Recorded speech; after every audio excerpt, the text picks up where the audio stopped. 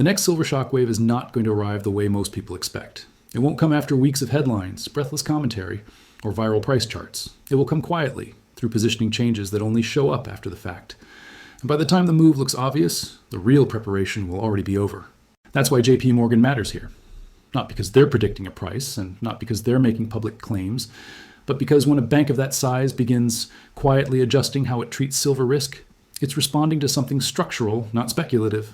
300% sounds like a headline number. It isn't.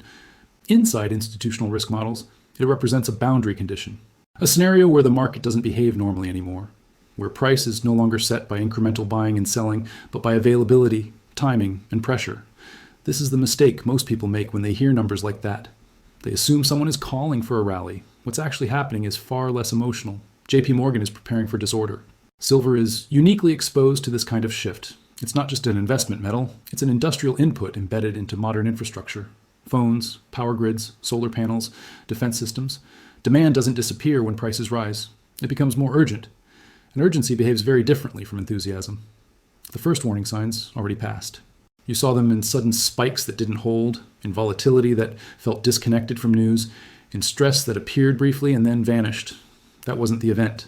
That was the market testing its own structure. What comes next is different. The next phase doesn't test the system. It leans on it, hard enough to find out where it bends. JPMorgan doesn't need silver to explode tomorrow to justify preparation. It only needs to see a realistic path where multiple pressures align. Tight physical supply, fragile paper assumptions, concentrated demand, and limited room for adjustment. When those conditions overlap, markets don't ease into repricing. They jump, and when they jump, they don't invite participation. They force it. That's the shockwave being prepared for now. Not publicly, not loudly, quietly. Because the most dangerous moves in markets don't announce themselves. They arrive when everyone realizes the system was thinner than it looked. To understand why this preparation is happening now, you have to look at what changed beneath the surface of the silver market. Not prices, not headlines, behavior. The kind of behavior that only shows up when participants stop trusting assumptions they relied on for years. For a long time, silver functioned on a simple belief that paper claims could always be exchanged, rolled, or settled without friction. That physical delivery was the exception, not the rule. That belief allowed the market to expand far beyond the metal actually available, and it worked as long as stress stayed low. That condition is gone. Over the past year, something subtle but important shifted. More buyers began asking different questions. Not what's the price, but when can it be delivered? Not is it liquid, but is it allocated? Those questions don't show up in price charts immediately, but they change the structure of risk. JPMorgan sees this earlier than most because it sits between promises and performance. It clears trades, it manages collateral, it absorbs timing risk when expectations collide. When delivery windows compress and obligations cluster, the stress doesn't appear evenly, it concentrates. This is where preparation begins, not by chasing upside, but by reducing exposure to scenarios where normal market mechanics fail. JPMorgan doesn't need silver to rally. It needs to be prepared for the possibility that silver stops behaving like a typical financial instrument.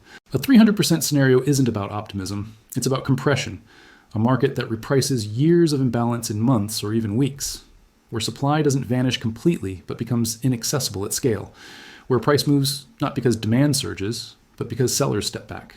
That's the environment being modeled right now, not because it's guaranteed, but because it's no longer unthinkable. And once something becomes plausible, ignoring it becomes the bigger risk. What makes silver especially unstable in this phase is that it doesn't give participants time to adapt once pressure starts building. Other markets have buffers. Central banks intervene in currencies. Strategic reserves exist for energy. Silver has neither. When flow tightens, the adjustment happens through price, not policy. This is why JPMorgan's preparation is focused on structure, not direction. A 300% move doesn't happen because everyone suddenly agrees silver is cheap. It happens because the market loses flexibility. When too many buyers need certainty at the same time, the system stops negotiating and starts rationing. That's when behavior synchronizes. Industrial users move first, quietly locking in supply because production cannot pause. Financial players follow, not chasing upside, but avoiding exposure to a market that could gap against them. Liquidity thins, not because interest disappears, but because no one wants to be the marginal seller. This is the point where paper markets begin to lag reality. Futures still trade, ETFs still quote prices, but the link between those prices and physical availability weakens. Delivery terms tighten, premiums widen, and the difference between owning exposure and owning metal becomes impossible to ignore. JPMorgan has seen this dynamic before, just not in silver at this scale. In those moments, markets don't move smoothly. They stall, then jump, they pause, then reset. Participants mistake the pauses for stability, only to find the next move is larger than the last.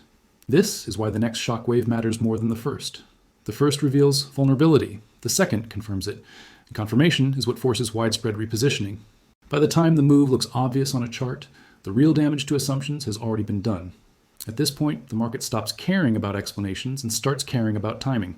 Not whether silver is scarce in theory, but whether it will be available when it's needed. That distinction changes everything, because markets can tolerate high prices. What they cannot tolerate is uncertainty around delivery. This is where institutional behavior quietly shifts. Banks don't announce it. They don't warn clients. They simply adjust how they operate. Margin requirements change. Certain contracts become less attractive. Physical exposure is treated differently than synthetic exposure. None of this shows up in headlines, but all of it changes how risk moves through the system. JPMorgan's role here is critical because it sits at the center of these adjustments. When stress increases, it's not price that threatens stability, it's clustering. Too many obligations converging in too narrow a window. Too many participants assuming access at the same time. That's when systems designed for efficiency begin to strain. This is why extreme upside scenarios are modeled seriously. Not because anyone wants them, but because they represent the cost of restoring balance once flexibility disappears. In a market as small as silver, it doesn't take much. A few large buyers pulling forward demand, a few sellers stepping back, a few assumptions quietly withdrawn. The result isn't chaos, it's rigidity. Price becomes the only mechanism left to clear the market. And when price takes on that role, it doesn't move politely. This is the phase where observers get confused. They look for news, announcements, explanations. But the real driver is mechanical. The system is responding to pressure by repricing access. That's the condition JPMorgan is preparing for. Not a rally fueled by excitement, but a market forced to reset because it can no longer pretend everything is flowing normally. There's a reason this kind of repricing never feels orderly while it's happening. The silver market isn't built to absorb synchronized behavior. It relies on staggered decisions, delayed reactions, and the assumption that someone else will provide liquidity. When that assumption fails, everyone moves at once. This is where the idea of a 300% move stops sounding abstract. Not as a straight line higher, but as a series of forced adjustments. Gaps where sellers refuse to step in. Sessions where price jumps simply to find resistance. Periods where volatility feels disconnected from any single piece of news. At that stage, the market isn't asking what silver should be worth, it's asking what price is required to change behavior. To pull metal out of hiding, to convince holders that today's price compensates them for tomorrow's risk. That's a very different question, and it rarely has a gentle answer.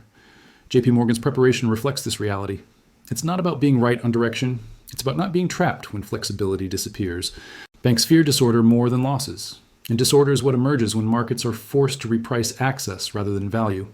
This is also when narratives flip, and what once sounded extreme starts sounding conservative. Levels that felt impossible weeks earlier become reference points. Not because fundamentals changed overnight, but because the cost of hesitation became visible. The shockwave isn't a single event, it's a sequence.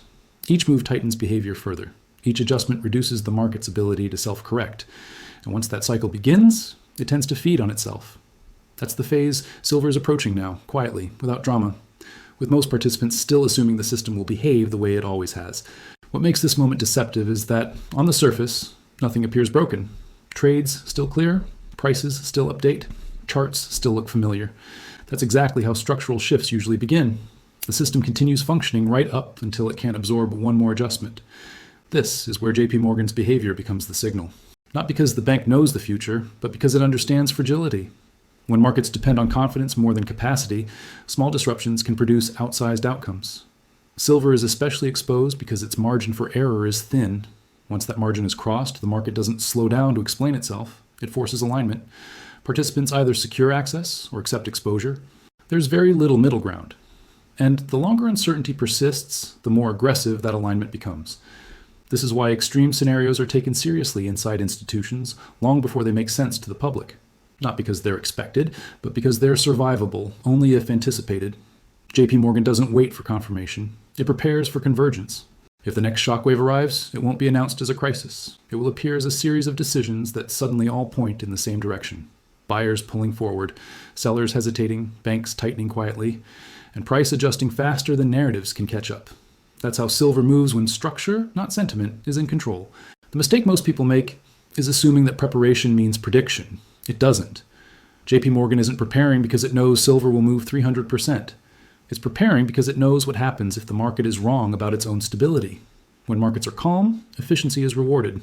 When markets are stressed, resilience is. Silver is moving from the first environment into the second. And that transition is never smooth.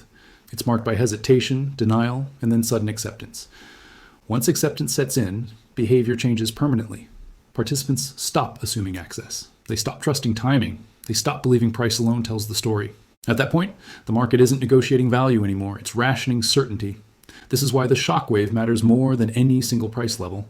A 300% move would not be the cause of disruption. It would be the consequence, evidence that the system had already failed to adjust gradually, evidence that too many pressures converged faster than flexibility allowed. JPMorgan's quiet preparation is a reminder of how these moments actually unfold. Not with sirens, but with silence. Not with headlines, but with balance sheets quietly shifting. Not with excitement, but with tension. Silver doesn't need new demand to shock the system. It only needs existing demand to refuse, delay, and once that happens, the market stops behaving the way people expect it to. When the next shockwave arrives, most observers will focus on the price. The real story will be everything that had to change to make that price possible. By then, preparation will no longer look optional. It will look obvious, and that's the part JPMorgan understands best. Markets don't break because people panic. They break because too many people prepare too late.